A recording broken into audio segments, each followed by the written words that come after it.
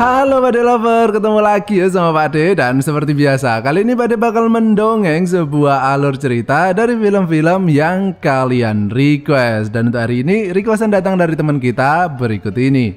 Dia merequest sebuah film yang berjudul My Friend's Mother, yang tentu saja bukan judul aslinya ya, karena film ini adalah film JAV. Jadi Pade bakal sediakan kode nuklir di video ini yang bisa kalian tukarkan di Indongapret. Buat yang ngerti, diam aja ya, nggak usah banyak ngomong, biar bocil-bocil di sini nggak bisa menemukan film ini ya. Dan film ini dibintangi oleh artis JAV legenda yang pastinya para master JAV di sini sudah pada tahu lah ya.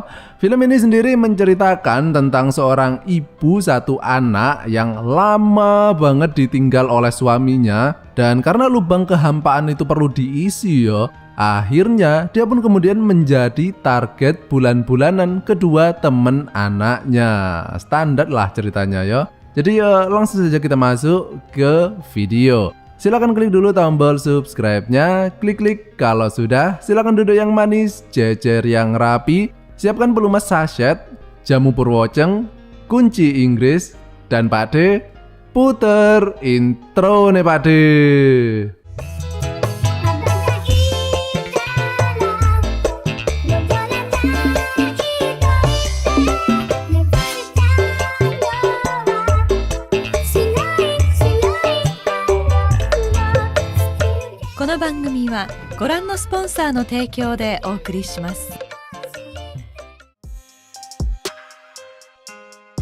Film ini dimulai dengan dua orang yang sedang jalan santai sepulang dari warung Mbok Darmi. Dia ini bernama Kenji dan Meguri.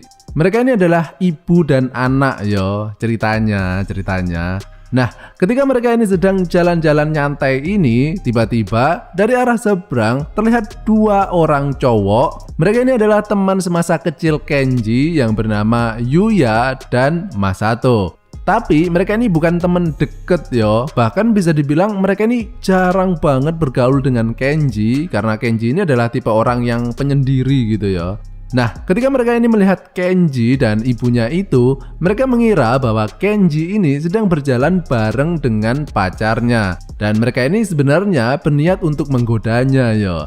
Namun, mereka ini kemudian sangat terkejut ya ketika mengetahui kalau ternyata Meguri ini adalah ibu Kenji. Ibunya masih cakep loh ya. Ya iyalah, wong dia ini kan artis JAV ya. Tapi emang sih, Meguri ini adalah salah satu artis JAV yang sudah berumur, namun aura sensualnya itu masih sangat terpancar ya. Ada yang setuju nggak dengan pendapat Pak De barusan? Nah, mereka ini kemudian mencoba mendekati Kenji dengan dalih kangen ya, pengen main bareng lagi gitu, kayak pas waktu mereka kecil dulu. Yang sebenarnya sudah kalian tahu lah ya, kalau sebenarnya itu semua cuma modus aja sih, biar mereka bisa mendekati Meguri. Dan film ini pun dimulai. Mbok fantasiku. Keesokan harinya, mereka pun datang ke rumah Kenji dan terlihat Meguri yang sedang menyiapkan suguhan susu cap nona, susu cap janda ya, meskipun dia ini ceritanya bukan janda ya, tapi suaminya itu lama banget nggak pulang-pulang dari luar kota.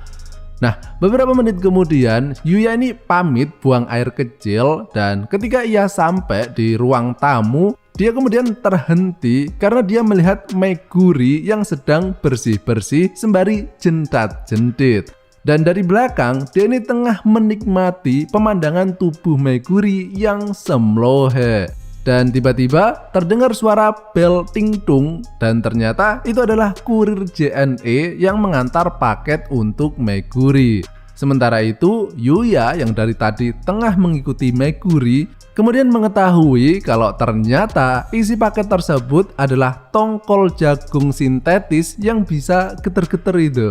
Dan Meguri ini kaget ya mengetahui Yuya yang tengah melihatnya. Yuya kemudian menanyakan arah toilet karena dia ini pengen buang air kecil toh. Dan ketika Yuya hendak menuju ke toilet, dia kemudian berubah pikiran dan kembali menuju ke arah Meguri. Sehingga meskipun Yuya ini sedang kebelet pipis ya, Namun dia ini bukannya mencari lubang toilet, melainkan mencari lubang yang lain, lubang knalpot gitu. Nah, beberapa menit kemudian setelah lega banget gitu rasanya bisa buang air kecil barusan, Yuya kemudian pamit pulang dan diikuti oleh Masato. Keesokan harinya terlihat Kenji dan Masato yang tengah menunggu Yuya di pinggir jalan karena mereka ini janjian mabar pepeng shot ya. Namun kemudian Masato mendapatkan SMS kalau Yuya nggak enak badan sehingga nggak bisa ikut acara tersebut. Dan karena Yuya nggak ikut, si Masato ini pun juga ikut-ikutan nggak jadi ikut main game tersebut. Sehingga Kenji ini kemudian berangkat sendirian ke warung Mbok Darmi buat nebeng wifi gratisan. Namun ternyata semua itu tadi cuma bohong semata. Karena ternyata Yuya ini bukannya sakit, melainkan tengah berada di rumah Kenji untuk menemui Meguri. Karena kemarin itu dia cuma bisa menikmati servis sedotan vakum cleanernya saja toh. Sehingga sekarang ini Yuya berniat untuk menikmati bikang anget milik Meguri. Nah, sementara itu Masato yang curiga dengan tingkah laku Yuya, dia pun kemudian pergi juga ke rumah Kenji dan di sini tanpa sepengetahuan siapapun, Masato kemudian merekam adegan bercocok tanam tersebut. Beberapa jam kemudian setelah selesai, Yuya kemudian pamit pulang dan mengatakan besok dia bakal datang lagi untuk meminta jatah rutin. Dan ketika Yuya sudah pergi, Meguri ini kemudian terkejut ya, karena dia nggak tahu kalau di belakangnya tadi sudah ada Masato yang menunggunya. Dan Masato yang kini sudah tahu akan tindakan bejat yang mereka lakukan, kemudian menunjukkan rekaman video miliknya tadi. Dan di sini Masato kemudian mengancam kalau Meguri nggak mau video ini tersebar di dunia maya, ya meskipun cuma 19 detik sih, dia mengatakan bahwa dia juga harus mendapatkan jatah bikang yang sama dengan yang dinikmati oleh Yuya tadi. Sehingga kini Meguri ini menjadi ladang bermain bola kedua teman anaknya yo. Bahkan suatu ketika Kenji, Yuya, dan Masato datang bersamaan dan mereka ini sengaja membeli minuman beras kentur banyak banget dengan tujuan untuk membuat Kenji ini teler yo. Dan ketika Kenji ini sudah nggak sadar, pada saat itulah kemudian Meguri ini dijajah oleh kedua temennya itu. Dan setelah kejadian tersebut, kini terlihat Meguri ini jadi lebih sumringah yo, lebih bahagia gitu. Bahkan ketika ia ditelepon oleh suaminya, dia ini juga bilang untuk jangan terlalu mengkhawatirkannya dan fokus saja kerja. Karena Meguri ini sekarang udah agak bingung lagi yo untuk mendapatkan jatah nutrisi batang hariannya. Sementara itu, Kenji ini sampai sekarang juga nggak pernah tahu tentang kelakuan busuk temen-temen mereka. Jadi bisa dibilang Kenji ini di film ini apes banget ya, karena kebagian jatah peran sebagai anaknya kan. Kelakuan bejat mereka pun berlangsung hingga akhir zaman atau akhir syuting lah ya. Dan film ini pun berakhir.